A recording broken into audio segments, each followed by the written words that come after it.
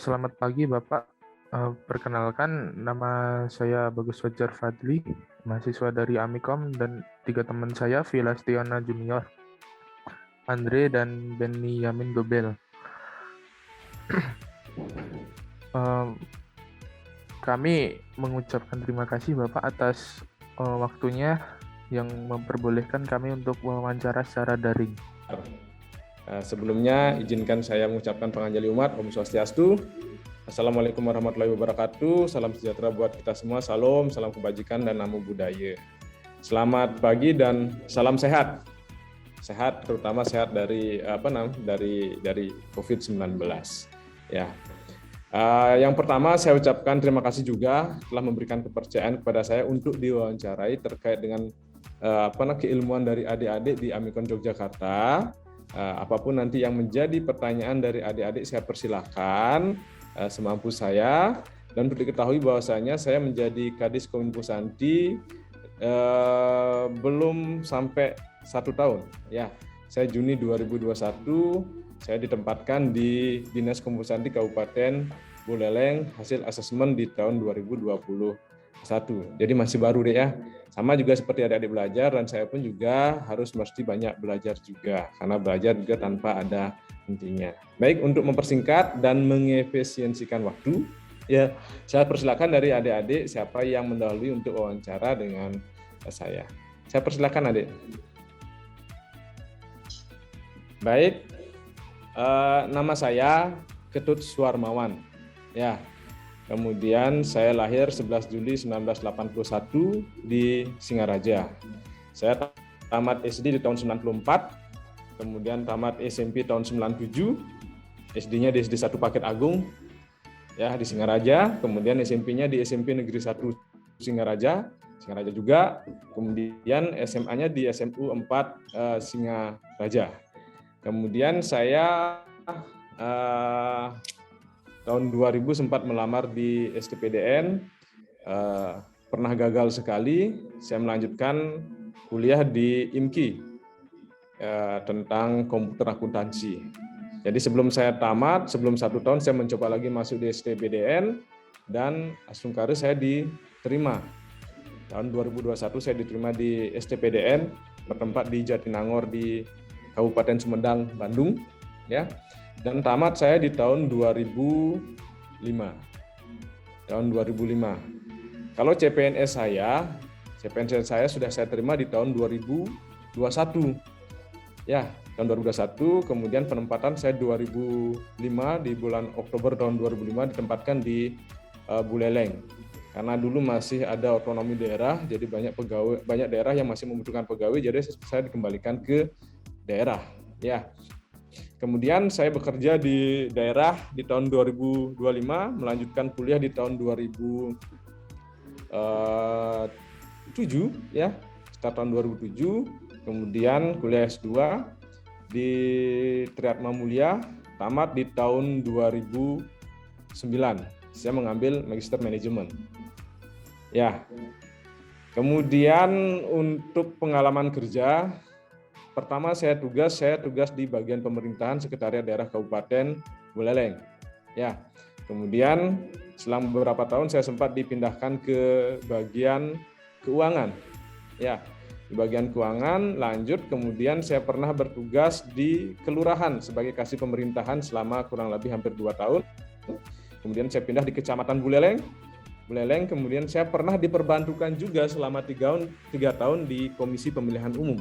Saya dipercaya menjadi Kasubag Hukum di sana. Kasubag Hukum, jadi selama pelaksanaan pemilu, ada pemilihan kepala daerah dan juga ada legislatif pada waktu itu.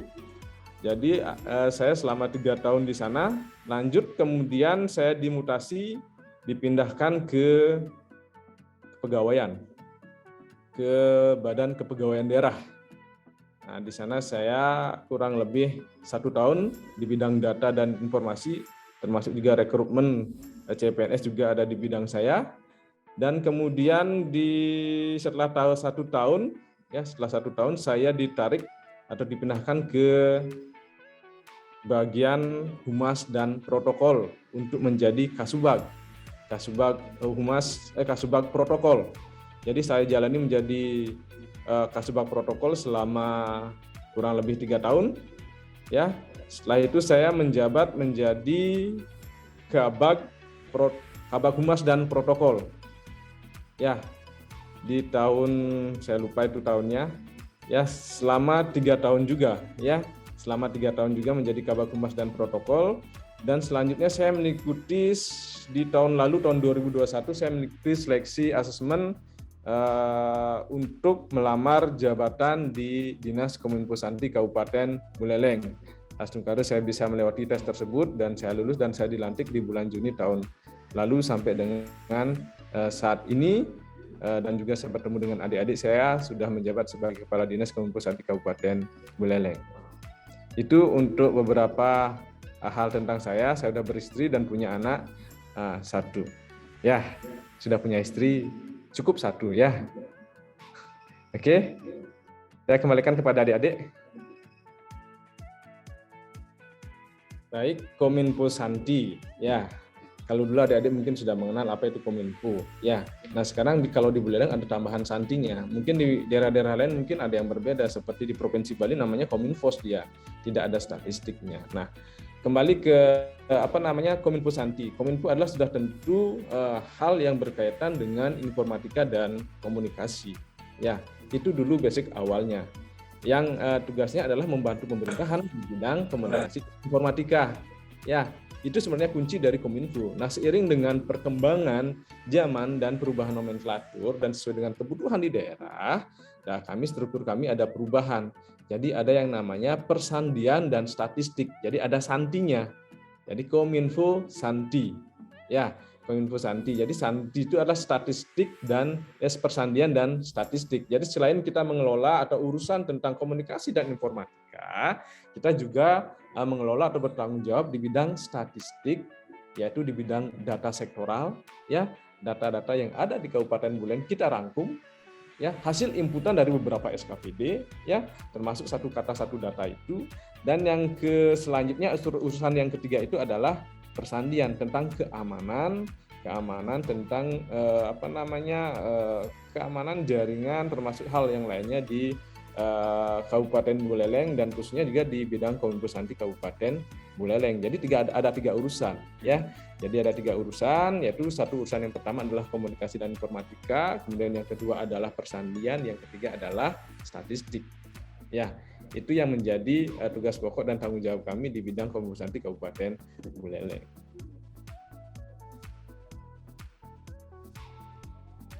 Kalau dibilang keadaan tersulit sih sebenarnya nggak ada yang sulit ya. Saya rasa Tuhan itu tak akan memberikan cobaan sesuatu di luar dari batas kemampuan dari manusia itu sendiri. Kalau hal yang sulit, kalau tersulit ya, dibilang tersulit, saya bilang seperti tadi, nggak ada yang sulit ya. Tuhan nggak akan memberikan hal yang tersulit selama kita itu sebagai manusia, ya di batas kemampuan kita. Jadi kalau yang masih dalam standar-standar, sudah tentu dengan kondisi sekarang, apalagi kondisi COVID-19, ya kita anggaran banyak dipangkas, ya. Kemudian sarana dan prasarana juga masih kurang, ya. Itu menjadi keadaan atau situasi di mana kita sebenarnya bekerja di bidang Kominfo Santi yang harusnya melek dengan digital, yang harusnya lengkap dengan segala peralatan yang di bidang digital, itu masih kekurangan, ya. Masih dibilang kekurangan. Nah, itu kondisi-kondisi yang kita hadapi di lapangan. Ya, kemudian yang sudah tentu menjadi hal yang hal yang cukup lumayan bikin kita memberatkan di kita, yakni topografi wilayah kami yang cukup berat dengan medan yang berat. Ya. Adik bisa ketahui sendiri bahwasanya Buleleng itu luasnya 1/3 dari Pulau Bali, termasuk juga penduduknya paling besar di Pulau Bali. Dan topografinya nyegar gunung. Tahu nyegar gunung? Nyegar gunung itu artinya ada laut, ada gunungnya. Ada bukit, ada lautnya. Jadi berbukit-bukit. Nah, kalau kita mau masang jaringan, nah itu beratnya. Ada daerah-daerah yang tidak bisa jangkau atau blank spot. Nah, itu bagian dari tantangan di kita. Ya, jauh-jauh tempat kita. Jadi nggak bisa, kadang-kadang kalau kita pasang jaringan, kabel FO nggak bisa masuk ke sana. Kalaupun bisa masuk ke sana, itu merupakan daerah taman nasional yang nggak bisa dipasangi kabel atau tiang. Ya, seperti itu. Nah, kadang-kadang teman-teman masih yang di daerah-daerah tersebut itu dia masih menggunakan pakai sistem wireless, ya, dengan menggunakan atau mengandalkan dari sinyal yang sudah tentu pasti lemah dibandingkan dengan menggunakan fiber optik. Namun, walaupun daerah-daerah tersebut agak jauh, tidak ada daerah yang terpencil, ya. Nggak ada yang daerah terpencil di wilayah kami. Cuman daerah yang tidak diminati, ya betul ada. Ya, daerah itu tidak diminati, ya tidak menjadi sasaran. Termasuk juga dari vendor-vendor ingin memasang sesuatu ke sana, ya sudah tentu dia akan berpikir, berhitung apakah akan dapatkan laba atau feedback keuntungan kembali atau tidak. Itu tantangan di kami, ya. Dan itu sudah saya petakan di tahun lalu. Di tahun ini saya usahakan nanti supaya masyarakat yang ada di daerah-daerah tidak diminati tersebut kita bisa jangkau, kita berikan layanan internet yang maksimal sehingga mereka tidak ketinggalan dengan yang namanya dunia teknologi, termasuk juga informasi yang ada di dalam. Salah satu tugas di bidang kami adalah terkait dengan pemberian layanan jaringan kepada seluruh masyarakat yang ada di Kabupaten Buleleng. Ya, kita harus mempunyai komitmen. Ya, langkah-langkah yang kita lakukan, satu, ya, dengan keterbatasan sarana dan prasarana dan anggaran, ya, kita tidak pernah yang namanya putus asa, tidak pernah yang namanya patah semangat. Kita masih memiliki yang namanya SDM. Tadi kan saya sampaikan, Buleleng itu memiliki jumlah penduduk yang paling banyak. Ya, dan ingat bahwasanya Buleleng itu tidak bertumpu kepada pariwisata. Beda dengan Badung, Denpasar, Gianyar dengan Tabanan.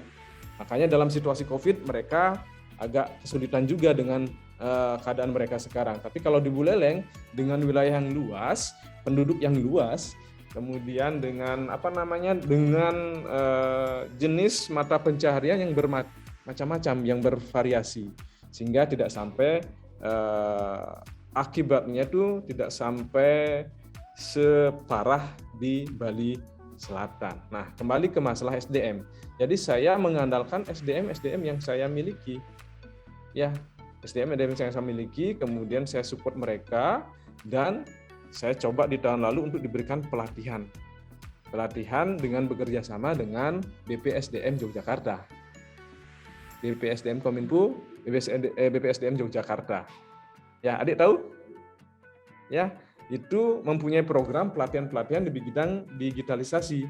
Ada jaringan, ada desain jaringan, ada hal-hal yang lainnya juga yang berkaitan dengan digitalisasi. Kita lakukan kerjasama dengan mereka untuk melatih orang-orang yang ada di saya, termasuk juga melatih masyarakat kami yang ada di Kabupaten Buleleng. Dan per tahun ini kita sudah menandatangani MOU dengan BPSDM Kominfo Yogyakarta, ya, untuk melakukan pelatihan.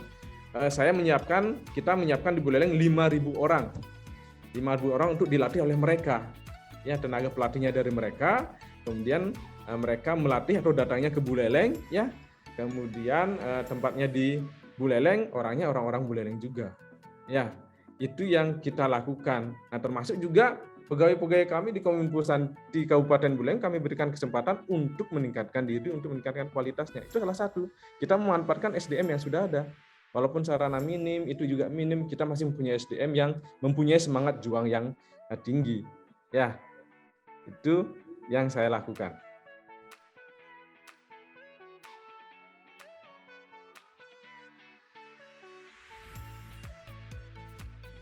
Terkait dengan hal itu, ya, ini berarti tentang teori kepemimpinan berarti, ya. Artinya begini, kalau beda pendapat itu bagus. Jangan pernah kita berpikir beda pendapat orang itu tidak mendukung dengan kita. Itu bagian dari masukan dan kritikan yang sifatnya membangun. Ya, karakter kalau orang itu benar-benar mengkritik, ya. Beda dengan orang yang sentimen udah benci dengan kita, ya, udah benci dengan kita, sebenar apapun kita, ya, pasti akan salah di mata mereka. Tapi kalau kita berpikir positif, ada masukan dan kritikan, kita lihat orang dan karakternya juga, ya kita harus terima. dan yakinkan bahwasanya kritikan dan masukan itu adalah bersifat membangun. Ya, dan kuncinya adalah jangan pernah ngomong di belakang. Kita berbicara itu di dalam forum rapat. Kita selesaikan secara musyawarah mufakat dalam rapat. Ya, kemudian dia menyampaikan usul dan saran atau perbedaan pendapat dia itu dengan argumentasi yang kuat didukung dengan bukti dukung yang kuat. Itu akan diterima oleh pimpinan. Ya, itu caranya keterbukaan dalam sebuah kepemimpinan, bukan kepemimpinan yang bersifat otoriter. Ya, terbuka dan bersifat demokrasi itu kunci dalam kita menjalankan kepemimpinan, tapi bukan dipaksakan untuk didemokrasikan. Ya, kadang-kadang kita belum siap demokrasi, tapi kita bilang demokrasi, tapi kita nggak siap menerima kritikan atau masukan. Nah, itu penting. Nah, kalau seumpama argumentasi nggak kuat, kemudian masih juga ada perbedaan pendapat, saya selaku pimpinan saya punya hak untuk memberikan keputusan, karena yang menanggungjawabkan itu adalah saya sendiri. Ya, saya yang paling tinggi mempertanggungjawabkan apa yang menjadi keputusan saya tersebut, apa yang menjadi keputusan dari anak buah saya.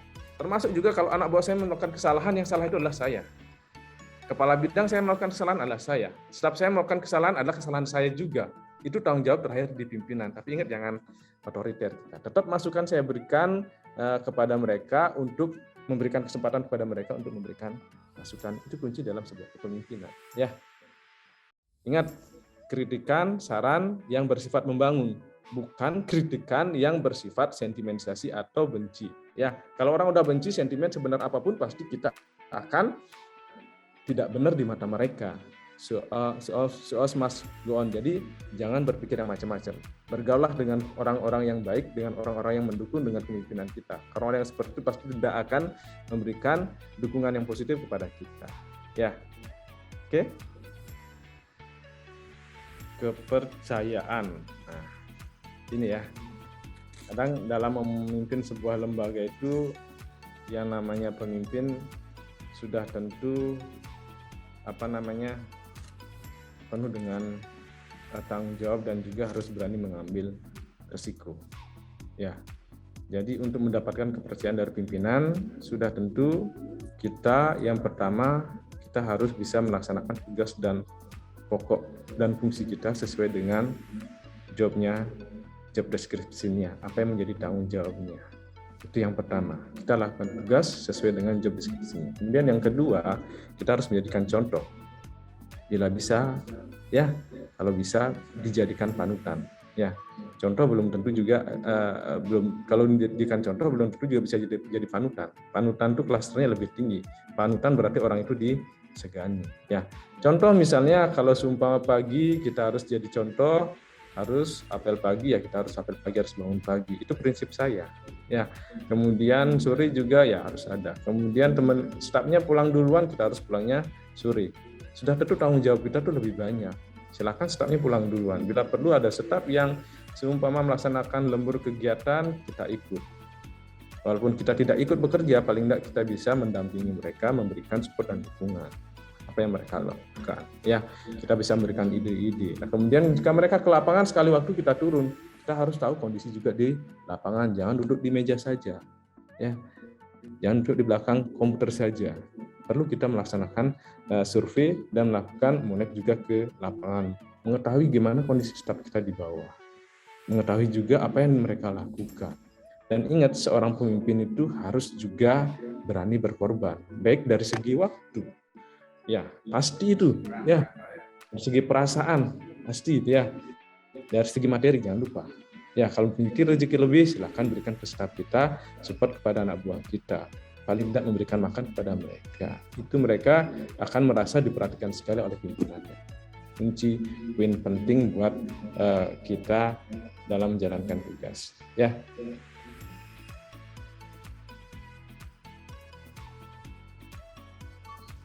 Kalau di Buleleng, jujur saya sampaikan, kan tadi sudah sempat kita sampaikan.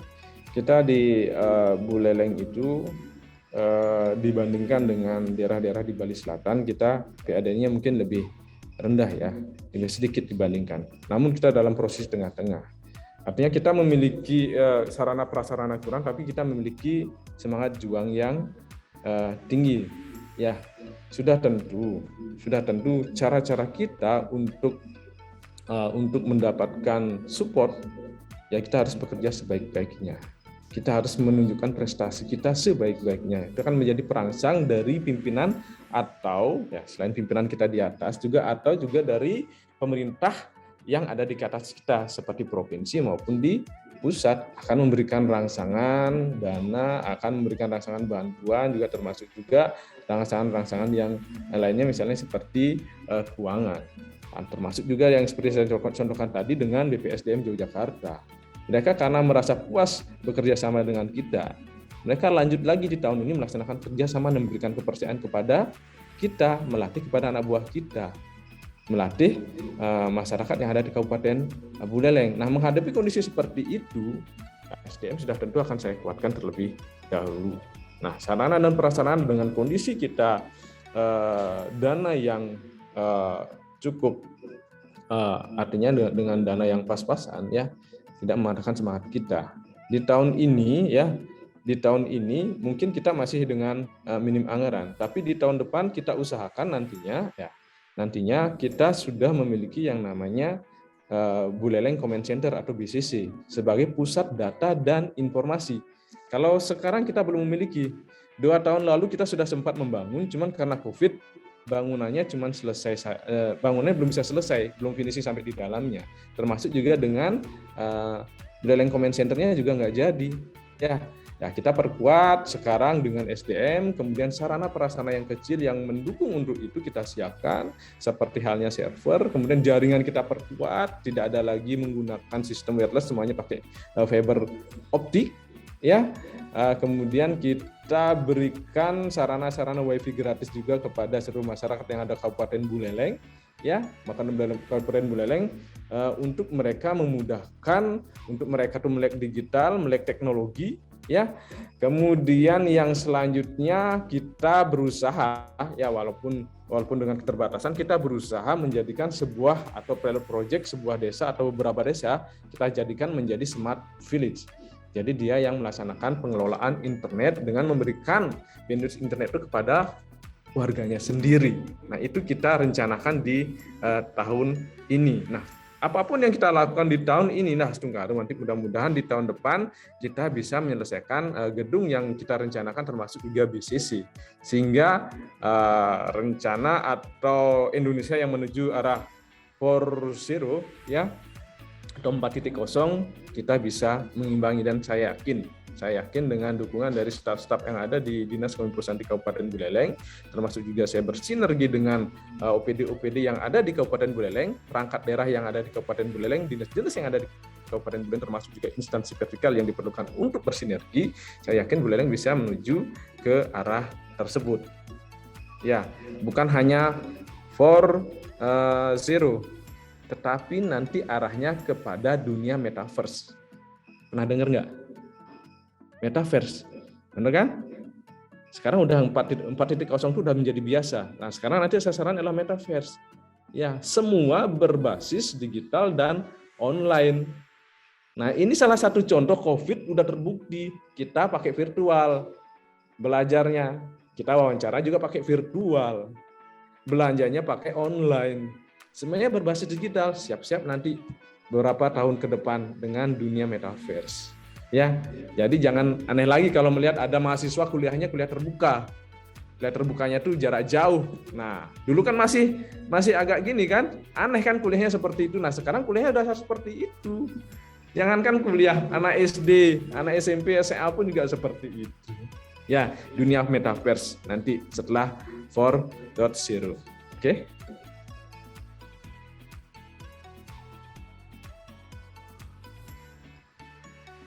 Saya ceritakan ya. Syukurnya saya mendapatkan pengalaman ini waktu saya kuliah. Waktu saya kuliah di SDPDN. Ya, saya dulu ketika masuk, saya harus menghafal semua senior saya.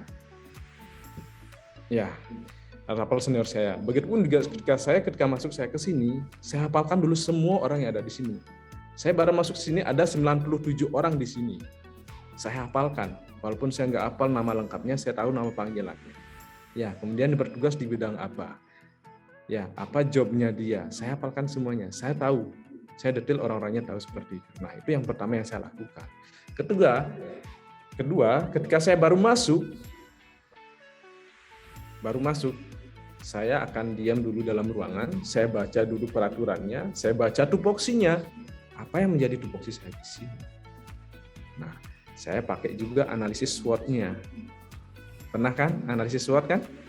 Ya, di mana kelemahan kita, di mana kekuatan kita. Nah, itu semuanya harus kita pelajari ketika baru masuk itu. Ya. Nah, satu hal yang juga menguatkan di saya adalah sebelum saya masuk ke sini, saya kan melaksanakan seleksi untuk menduduki jabatan ini. Ketika saya melaksanakan seleksi, saya harus mempersiapkan diri. Saya harus di-testing. Baik itu secara tertulis, dari segi akademis, psikologi, termasuk juga wawancara, dan pemaparan makalah atau proyek yang saya buat. Jadi mau nggak mau, saya harus mempelajari isi dalamnya dari Kominfo Santi. Saya pelajari tupoksinya. Saya pelajari juga apa yang menjadi tugas pokok dan fungsinya. Saya pelajari juga dengan jumlah pegawainya dan apa saja pekerjaannya. Ya, dan apa saja nanti yang harus saya bangun nantinya ke depannya itu saya masukkan dalam proyek yang saya harus paparkan ke tim penguji. Jadi tim pengujinya itu ada dari akademis, dari birokrasi, kemudian dari independen, kemudian dari dosen. Itu pengujinya ada 5 orang. Jadi itu saya paparkan di depan mereka. Proyek apa yang saya buat. Nah, itu adalah hal yang atau sebuah mekanisme dari pemerintahan untuk mendapatkan pejabat yang cocok dengan fungsinya. Jadi kalau dia memenuhi syarat, ya itu kan menjadi syarat kelulusan. Nah, itu penting. Makanya saya sampaikan tadi, syukur bahwasanya sebelum saya masuk sini, saya diseleksi terlebih dahulu. Jika saya dianggap layak, saya boleh atau diluluskan. Dan langsung karena saya berada di peringkat pertama. Nah, itu penting. Jadi setiap memasuki memang harus diseleksi terlebih dahulu supaya dia itu diketahui apakah dia siap atau tidak menduduki posisi tersebut. Ingat ya, jadi baru masuk selain kita harus mempelajari sebelum masuk, ketika baru masuk kita baca dulu aturannya, kita baca dulu tupoksinya, dan kita pelajari dan hafalkan orangnya. Dan ingat, baru masuk, kalau kita sudah masuk ke dalam lingkungan yang baru, sudah tentu kita harus wajib beradaptasi, wajib bersosialisasi, ya, dan kita harus merendah diri. Kita baru masuk, belum tentu kita pintar dari mereka walaupun saya lulus. Saya harus belajar dari mereka, harus menggali apa yang menjadi tugas-tugas dari mereka. Mereka sudah tentu banyak yang memiliki kelebihan dibandingkan dengan saya. Sayalah yang manajemen untuk itu. Ingat, ya. Jadi menurut saya selain yang ketiga itulah terakhir adalah dengan kita melaksanakan adaptasi dan sosialisasi dengan staf-staf kita yang ada di tempat kita kerja. Jangan pernah merasa gengsi. Jangan pernah merasa malu. Kita sama-sama belajar, ya. Tapi ingat, setelah kita belajar, kita harus mampu memanage mereka dan tahu juga apa pekerjaan mereka. Ya, itu kunci dalam kita menjalankan atau masuk ke dalam lingkungan yang baru. Dan ingat, kita tidak boleh lama-lama diam di satu tempat atau dinas tersebut. Harus siap dimutasi atau dipindahkan ke bidang yang lainnya. Sehingga kita mau terpacu untuk belajar, kemudian beradaptasi, bersosialisasi, ya. Dan kemudian kita tidak akan meremehkan pekerjaan. Kalau terlalu lama di dalam satu tempat, itu akan ya satu, kalau nggak bagus, mental kita nggak kuat, satu kita nggak akan tidak akan maksimal pekerjaan karena kita akan merasa diri kita sudah mampu mengambil pekerjaan tersebut dan meremehkan pekerjaan tersebut, otomatis kinerja kita akan menurun. Ya, kemudian yang kedua bisa jadi ya orang yang nakal pasti akan menjadikan hal ini menjadi kesempatan atau celah-celah untuk berbuat yang tidak baik. Ya. Seperti itu ya. Kalau di kita, di posisi saya, aturannya itu atau layaknya itu tidak lebih dari 5 tahun. Ya, kecuali memang dari pimpinan membutuhkan untuk tetap diam di sana, ada rekomendasi tetap diam di sana. Tapi sebaiknya untuk 5 tahun sekali udah pindah. Saya ambil contoh, kenapa TNI, Polri, Forkopimda, Kejaksaan, pengadilan yang seperti itu, coba cek, 2 tahun sekali pasti mereka akan pindah. Pindahnya bukan pindah di kabupaten tersebut, bukan hanya di provinsi tersebut, malah pindah lintas provinsi. Gitu. Ya, adaptasi dan sosialisasi yang terakhir itu penting. Mungkin cukup untuk pertanyaan dari kami itu, Kak. Terima kasih atas waktunya. Kurang lebihnya, ya kami mohon maaf. Wassalamualaikum warahmatullahi wabarakatuh. Selamat pagi, Baik. Pak. Terima kasih adik-adik semuanya.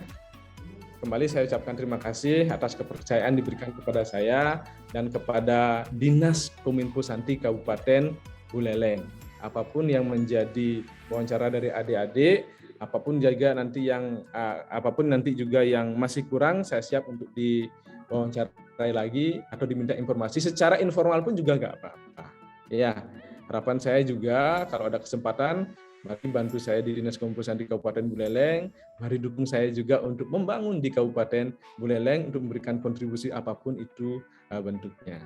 Ya, terima kasih saya ucapkan. Jika ada hal-hal atau kata-kata yang kurang berkenan di hati, saya mohon maaf yang sebesar-besarnya. Saya tutup dengan Parmu Santi, Om Santi Santi Santi Om. Wassalamualaikum warahmatullahi wabarakatuh. Salam sejahtera buat kita semua. Salam, namo buddhaya, dan salam sehat ya.